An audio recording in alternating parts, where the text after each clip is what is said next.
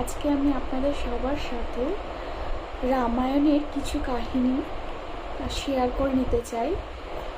তো রামায়ণ শ্রী বাল্মীকির রামায়ণে দেখা যায় ঋষি বিশ্বামিত্র শ্রী রামচন্দ্রকে কাকুচ্ছ নন্দন, কাকুচ্ছ তিলক, কাকুচ্ছ কুলভূষণ বলে সম্বোধন করতেন। কিন্তু কেন? তো এর পিছনে দেখা যায় যে শ্রী রামচন্দ্রের কুল কি বল, মানে বংশধারা একটা বয়ে চলেছে। কীরকম?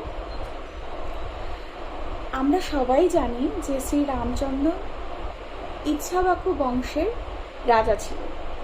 তো রাজা ইচ্ছাবাকুর ছেলের নাম ছিল বিকুক্ষী।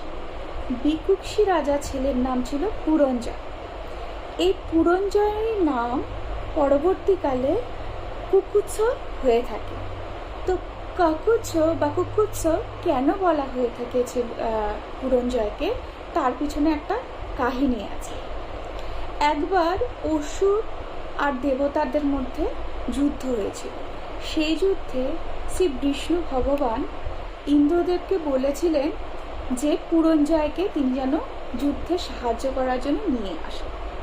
তো ইন্দ্রদেব তখন কি করেছিলেন, পুরঞ্জয়কে আনার জন্য ষাঁড়ের কুকুদে অর্থাৎ ষাঁড়ের কাঁধে বসিয়ে তিনি এনেছিলেন।